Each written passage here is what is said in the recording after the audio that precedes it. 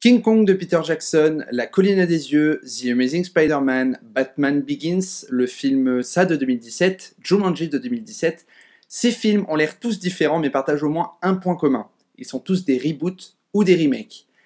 Mais en fait, c'est assez difficile d'attribuer les bonnes étiquettes à ces films.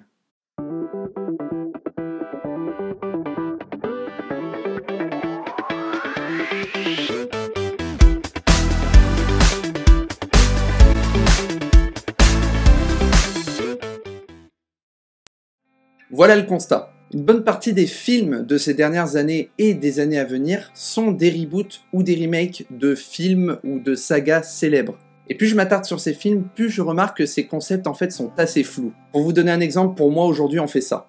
Tu peux me passer le sel s'il te plaît? Ouais. Merci. Non, pardon, je voulais dire le sel. Ah ouais mais faut être précis. Bon, c'est peut-être un peu exagéré, mais c'est pratiquement la réalité. Les deux termes sont mal utilisés. Donc aujourd'hui, on ne va pas parler d'un film ou d'une saga spécifique, mais on va aborder ces thèmes qui sont assez ambigus et compliqués selon moi, les reboots et les remakes. Et donc comme je disais, ces thèmes sont assez mal compris de la part des spectateurs. Donc peut-être toi, jeune insouciant, mais également un peu mal compris de la part de ceux qui se penchent vraiment sur le sujet cinématographique. Donc plongeons-nous un peu plus sur le sujet. Bien évidemment, on ne peut commencer cette vidéo que par quelques éléments de définition.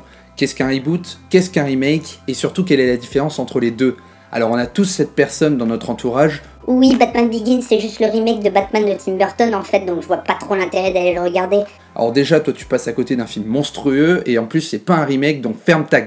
En attendant, je vous entends trépigner d'impatience, mais alors pourquoi ce n'est pas un remake? Ce qu'il faut savoir, c'est qu'aujourd'hui, les deux termes sont utilisés un peu à tort et à travers, et je pense l'avoir assez répété. Et je vous rassure, moi le premier, je me trompais jusqu'à ce que je me penche sur la question pour cette vidéo. En matière de définition cinématographique, il y a quelques similarités entre les deux termes, mais il y a aussi quelques nuances. D'un côté, nous avons le remake, qui est une nouvelle version d'un film avec une narration similaire, mais une mise en scène et des acteurs différents. Et de l'autre, nous avons le reboot, qui est à peu près similaire au remake sur certains points, mais avec une trame narrative quelque peu différente par rapport à l'œuvre originale. Ah, pas si facile à saisir cette petite nuance, hein. Bon, vous me direz, merci Quentin, là tu nous donnes des définitions, mais en soi ça nous arrange pas plus parce qu'elles sont pratiquement similaires. Et vous auriez raison. Et cette différence, je vous la donne sur un seul terme qui est juste la traduction en français de reboot, redémarrage. Le reboot redémarre une trame, il ne se contente pas de reprendre une œuvre pour la réadapter d'une certaine manière tout en gardant des éléments, il réinvente la chose sur plusieurs points. D'où le fait que l'on peut dire que Batman Begins est un reboot et non un remake, puisque l'histoire n'est pas la même que le film de Tim Burton, les ennemis de l'homme chauve-souris changent, on a bien une narration différente du film de Tim Burton. Et en contre-exemple qui vous permettra de saisir la notion de remake, je vous donne King Kong de Peter Jackson, La Colline à des yeux, The Thing, Scarface, etc. etc. Je vous laisse aller voir les œuvres originales. Mais ces différents exemples sont des remakes, puisqu'ils reprennent une œuvre et la reproposent aux spectateurs avec une nouvelle mise en scène et un vent plus jeune.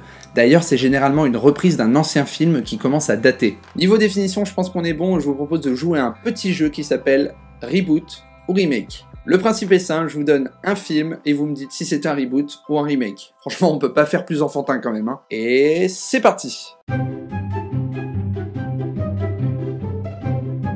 Batman Begins, c'est un reboot. The Amazing Spider-Man, c'est un reboot. King Kong de Peter Jackson, je l'ai déjà dit, c'est un remake de King Kong de Merian Cooper et Ernest Schoedsack.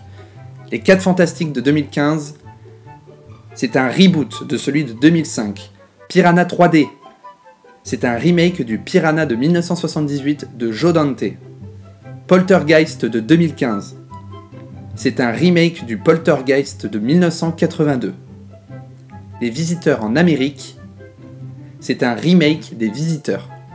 Bon, je pense que vous commencez à vous faire une idée, non? Bon, maintenant on va laisser de côté les différences de définition des deux termes et on va se concentrer sur une seule chose. Les reboots et les remakes représentent aujourd'hui une quantité extraordinaire de films du paysage cinématographique. Et généralement, deux arguments reviennent pour expliquer cette tendance. L'argent et le manque d'imagination. Ce qui a pour cause de remettre lourdement en cause la validité de ce genre de cinéma. Vous avez sûrement déjà vu ou entendu quelqu'un, voire vous êtes déjà fait cette réflexion.